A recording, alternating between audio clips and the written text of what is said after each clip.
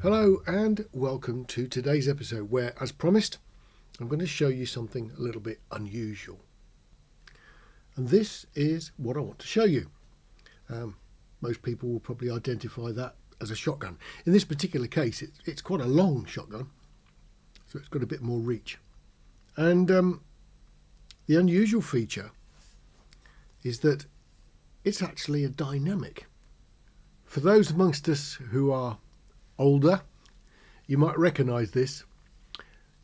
That little end piece there is exactly the same unit that's fitted on the AKG D900e, which was unique in its time as the only dynamic microphone that had two capsules, an HF one and a bass one. And it had the two things combined into one unit. It meant it was pretty sort of proximity free because the bass unit was at this end, and in the other microphone, the normal HF unit was at the front. And they've used the same housing to put into this. Yep, it's a shotgun mic and it's a dynamic. And you don't get many of them. AKG, as opposed to people like Sennheiser, used quite a different tube. If you look at all the Sennheisers, they all follow a pretty standard sort of plot, and they have slots around the circumference of the tube. So the interference tube that creates the very long pattern, the sort of much tighter than a hyper polar response, is done in a Sennheiser and practically every other shotgun with these slots that run around the axis of the mic. Not so in an AKG. Their tube is completely solid. So what surrounds this is essentially a pipe, and at one side of it there's a slot, and this slot here that runs along the thing is only about 8mm wide. It's got a little grill to fill it in, and that works on a different principle to the one that has slots that run around it. Same end effect. These are also slightly less susceptible to wind. I mean, all shotguns are really, really sensitive to wind noise, but this slightly less. But the real advantage of this microphone is that being a dynamic, it doesn't need phantom power. Now, I appreciate that nowadays practically every recorder or every camera that you plug things into is probably going to offer phantom power, but that wasn't always the case, and sometimes still isn't. Now, what I mean by that is that, let's say you've got a plug-in radio mic. Not all of them can supply phantom power. In actual fact, the very popular ones tend to supply about 5 volts, which is enough to make the little electric clip-ons or the headset mics work. But if the microphone requires phantom power, then generally it's the more expensive one. So I mean, if you've got some Sennheisers like I have, all the generations of Sennheiser, the most cost-effective price ones did not have phantom. In the old days, if you moved up to something like the 500 series, then it would supply phantom power, but most of them don't. So if you wanted to use a radio mic with a shotgun to give you some distance, maybe between the camera and the mic, you were a bit stuck. So you had to sort of resort to all sorts of gadgets and phantom power adapters and things like that. This mic was just a bit of a sort of game changer for a very, very specific need. So if you needed a mic that would have no phantom power, then if you wanted a shotgun, your choices were extremely limited. AKG brought out the D900, which is what this is. The AKG D900 is a long shotgun, doesn't need power, and is surprisingly good. The D900 for me solved that problem years back. I could plug it into the transmitter, stick it out and not have to worry. It worked, and it sort of did sterling service. The problem with it really is that the windshields, which you need to use outside, are too big and too cumbersome for a long one like that, and the microphone itself is very heavy. So it sort of faded away really, and I don't think was ever particularly popular. This one the Sennheiser ME66, in actual fact, is a two-part microphone. So the actual ME66 is just that bit, really. That's the screw-on capsule. So there's an ME66, and you could get the cardioid ones and the hypercardioid versions of this. And this thing is called K6, and this can take a 1.5 volt battery. So an ordinary AA size bat will stick in there, and you can use it as a phantom powered mic if you want to, but you can stick a battery in, and then you can use this on battery power. So no phantom again. And the two things together just screw.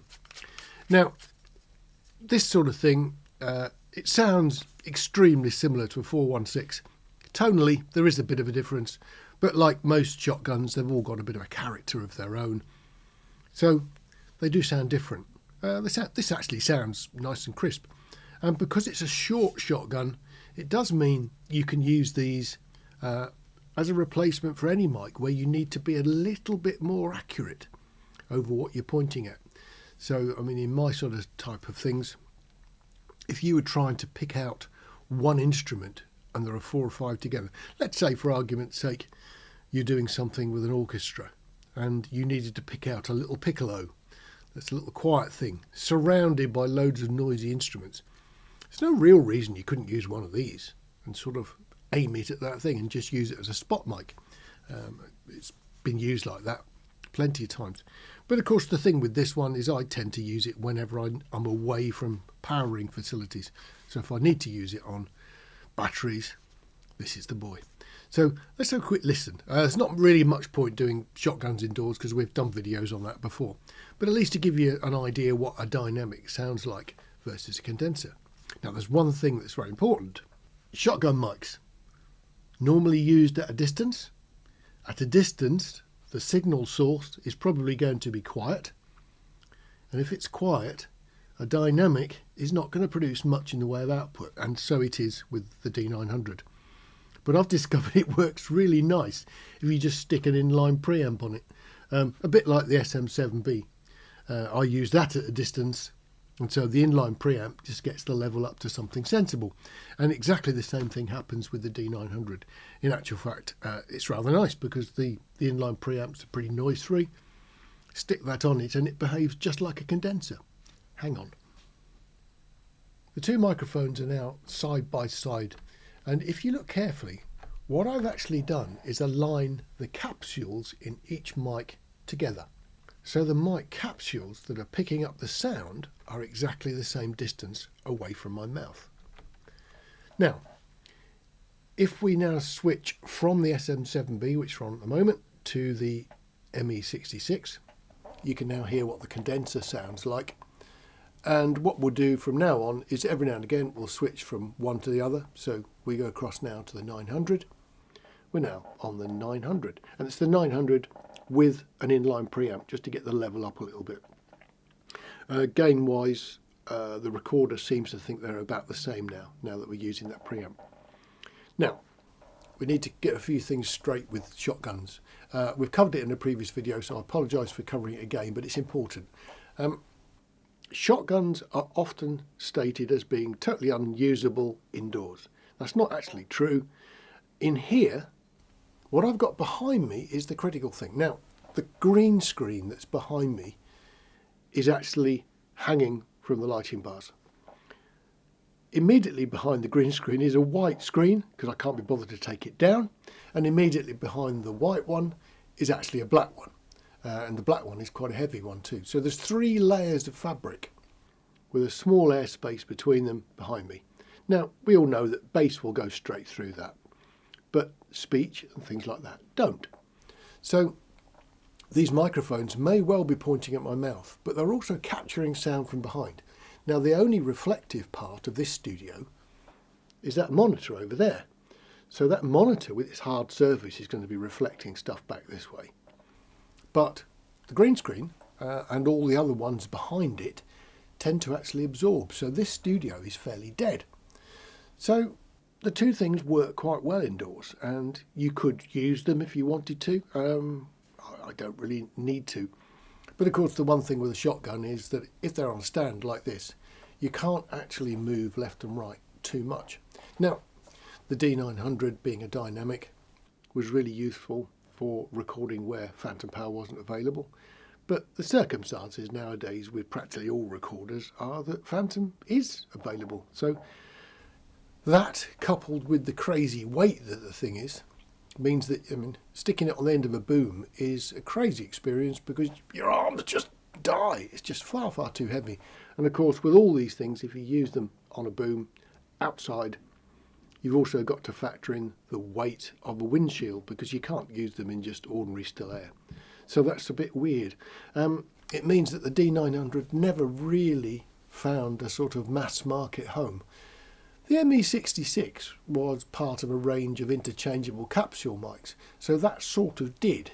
The K6 module was available in two versions, so you could actually have a 1.5 volt powerable version and 48 volt, or you could just have 48 volt. The difference was the little battery unit inside. One had it and one didn't, and it was as simple as that. So the ME66 range was a little bit more popular with the masses. The D900, of course, just wasn't. So there we go. I hope this little sort of insight into a pretty rare microphone has helped. At least you know the thing exists, and if anybody tells you about dynamic shotguns, you now won't say, don't be daft, nobody makes a dynamic, because they did. And now they don't. So that's today's story. If you've liked this, please do the like thing and subscribe if you want to see some more of the videos. Other than that, I'll see you on the next one.